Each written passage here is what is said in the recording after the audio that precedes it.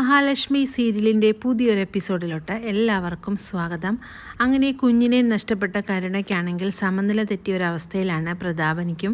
മുത്തശ്ശിക്കുമാണെങ്കിൽ കരുണയുടെ ഈ അവസ്ഥ ഉൾക്കൊള്ളാൻ ഒട്ടും സാധിക്കുന്നില്ല. കാരണം നല്ല ചുറുചുറുക്കോടെയും നല്ല മിടുക്കിയുമായിട്ട് നിന്നിരുന്ന കരുണയ്ക്ക് ഈ ഒരു ഗതി വന്നതിൽ അവർക്ക് ഒട്ടും സഹിക്കാൻ പറ്റുന്നില്ലാത്ത അവസ്ഥയിലാണ്.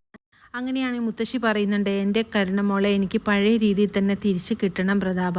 എൻ്റെ മോൾ ഇങ്ങനെ ജീവിക്കുന്നത് കണ്ടിട്ട് എനിക്ക് സന്തോഷവും സമാധാനവും ഒന്നുമില്ല. അവളുടെ ജീവിതം നശിഞ്ഞു പോയല്ലോ എന്ന് ഓർക്കുമ്പോഴാണ് എനിക്കൊരു സമാധാനവും ഇല്ലാത്തതെന്നെല്ലാം പറയുന്നുണ്ട്. അപ്പോഴേക്കും പ്രതാപൻ പറയുന്നുണ്ട്, അമ്മേ അതെല്ലാം ശരിയാവുമായിരിക്കും, അതിനെല്ലാം കുറച്ച് സമയമെടുക്കുമായിരിക്കും. മോൾക്ക് ഇത് പെട്ടെന്ന് ഉൾക്കൊള്ളാൻ സാധിക്കുന്നില്ല. കാരണം ആ ഒരു കാരണം കൊണ്ടാണല്ലോ അവൾ എപ്പോഴും ലക്ഷ്മിയുടെ മുന്നിൽ ജയിച്ചിരുന്നത്. ഇപ്പോൾ അതാണല്ലോ നഷ്ടപ്പെട്ടിരിക്കുന്നത്. അതുകൊണ്ടുള്ള ഒരു ബുദ്ധിമുട്ടായിരിക്കും അവൾക്കുണ്ടാകുന്നത്. അതെല്ലാം ചെറിയ കൗൺസിലിങ്ങിലൂടെയൊക്കെ ശരിയാക്കി എടുക്കാം അമ്മേ, അതുകൊണ്ട് സമാധാനമായിട്ടിരിക്കാം എന്നൊക്കെ പറഞ്ഞുകൊണ്ട് മുത്തശ്ശിയെ സമാധാനിപ്പിക്കുന്നുണ്ട് പ്രതാപൻ. അതേസമയം ദുർഗയാണെങ്കിൽ മഹിയെയും കണ്ണനെയും കുറ്റപ്പെടുത്തുന്നുണ്ട്. നിനക്കിപ്പോൾ സമാധാനമായില്ലോടി, നീ എപ്പോഴും പൂജയും വഴിപാടുമായിട്ടെല്ലാം നടന്ന നിൻ്റെ അനിയത്തിയുടെ കുഞ്ഞിനെ നശിപ്പിച്ച് കളഞ്ഞപ്പോൾ നിനക്ക് സമാധാനം കിട്ടിയില്ലേടി? നിനക്കിനി രാജാവിനെയും റാണിയും പോലെ ഇവിടെ ജീവിക്കാമല്ലോ. അതുകൊണ്ട് നിനക്കൊരിക്കലും ഒരു അമ്മയാകാൻ കഴിയില്ലാത്തത് കൊണ്ട് ഉള്ള ദേഷ്യമല്ലേടി നീ നിൻ്റെ അനിയത്തിയോട് തീർത്തത്? പായസത്തിൽ വിഷം കലർത്തി അവളുടെ കുഞ്ഞിനെ നശിപ്പിച്ചത് നീ ഒറ്റ ഒരുത്തിയല്ലേ എന്നെല്ലാം പറഞ്ഞുകൊണ്ട് ദുർഗയാണെങ്കിൽ പല തവണയായിട്ട് മഹാലക്ഷ്മിയുടെ അടുത്ത് ഇങ്ങനെ ഓരോ കുത്തുവാക്കുകളും പറഞ്ഞു വരുന്നുണ്ട്. മഹാലക്ഷ്മി പറയുന്നുണ്ട്, എനിക്കൊരിക്കലും അങ്ങനത്തെ മനസ്സില്ല, ഞാൻ അങ്ങനെയൊന്നും ചെയ്യാനായിട്ട് ഉദ്ദേശിക്കുന്നുമില്ല, ചെയ്തിട്ടുമില്ല.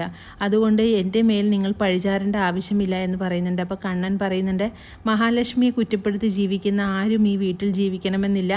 അതുകൊണ്ട് ഇവിടെ നിന്ന് ഇറങ്ങിപ്പോകാൻ പറയുന്ന ആ നിമിഷം തന്നെ നിങ്ങൾക്ക് ഇറങ്ങാൻ നിങ്ങൾ ബാധ്യസ്ഥരാണെന്നെല്ലാം കണ്ണൻ പറയുന്നുണ്ട്. അത് കേൾക്കുമ്പോഴേക്കും ദുർഗയ്ക്കും ഉണ്ണിക്കുമല്ല വളരെ ദേഷ്യം വരുന്നുണ്ട്.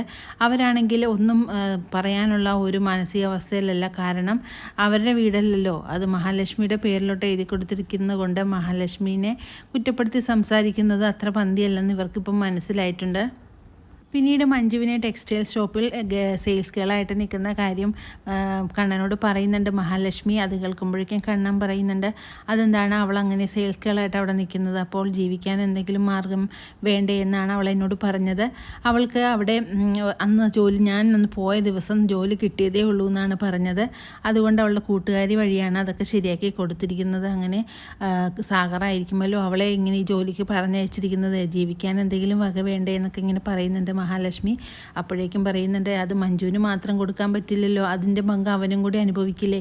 അതുകൊണ്ട് എനിക്കതിലൊട്ടും താല്പര്യമില്ല. മഞ്ജു അവരെങ്ങനെയാണോ ഇപ്പോൾ ജീവിക്കുന്നത് അതുപോലെ തന്നെ ജീവിക്കട്ടെ, നമ്മൾ അതിലൊന്നും തലയിടണ്ട എന്നൊക്കെ കണ്ണൻ പറയുന്നുണ്ട്. പിന്നീട് കൺസ്ട്രക്ഷൻ കമ്പനിയിലെത്തുന്ന ഉണ്ണിയാണെങ്കിൽ അവിടെ അധികാരം സ്ഥാപിക്കാനൊക്കെ ശ്രമിക്കുന്നുണ്ട്. എന്നിട്ട് കോൺട്രാക്ടറോട് പറയുന്നുണ്ട്, ഞാനിവിടെ ഉടനെ താമസിയാതെ തന്നെ സൂപ്പർവൈസറായിട്ട് വരും, അതുകൊണ്ട് ഞാൻ പറയുന്ന പോലെ വേണം ഇനി കാര്യങ്ങൾ നടത്താനെന്നെല്ലാം പറയുന്നുണ്ട്. ഇത് കേൾക്കുന്ന മഹാലക്ഷ്മി ആണെങ്കിൽ പറയുന്നുണ്ട്, ഞാൻ പറയുന്ന ജോലി മാത്രം ചെയ്താൽ മതി, അല്ലാത്തവർക്കാർക്കും ഇവിടെ ജോലിയില്ല, ഇതിൽ നിന്ന് പിരിഞ്ഞു പോകാമെന്നെല്ലാം മഹാലക്ഷ്മി പറയുന്നുണ്ട്. അങ്ങനെ എല്ലാ അധികാരങ്ങളുമുള്ള മഹാലക്ഷ്മിയുടെ മുന്നിൽ ഉണ്ണിക്കാണെങ്കിൽ ഒരു വാക്ക് പോലും സംസാരിക്കാൻ പറ്റാതെ ആകെ പഞ്ചഭുജം അടക്കി നിൽക്കുന്നുണ്ട്. അങ്ങനെ അവിടെ ചുറ്റി നടന്ന് കാണുന്ന സമയത്ത് അവിടെ സാഗർ ജോലിക്ക് വന്നതായിട്ടാണെങ്കിൽ മഹാലക്ഷ്മി കാണുന്നുണ്ട്. അങ്ങനെ മഹാലക്ഷ്മി ഇത് കണ്ട് ഷോക്കാകുന്നുണ്ട്. മഹാലക്ഷ്മി ചോദിക്കുന്ന, താൻ എന്തിനാണോ ഇവിടെ ജോലിക്ക് വന്നത്? തന്നെ ഇവിടെ ആരും ജോലിക്ക് എടുത്തിട്ടില്ലല്ലോ എന്ന് പറയുന്നുണ്ട്. അപ്പോഴേക്കും മേസ്ത്രി പറയുന്നുണ്ട്, ഞാനിവിടെ ചെറിയൊരു ജോലി ചോദിച്ചു വന്നപ്പോൾ തൽക്കാലത്തേക്കൊരു ജോലി കൊടുത്തതാണെന്ന്, അത് കഴിഞ്ഞാൽ ഇവിടെ നിന്ന് പൊക്കോളും മാഡം എന്നെല്ലാം പറയുന്നുണ്ട്. തൽക്കാലത്തേക്ക് മഹാലക്ഷ്മി ഒന്നും മിണ്ടാതെ തന്നെ അവിടെ നിന്ന് പോകുന്നു.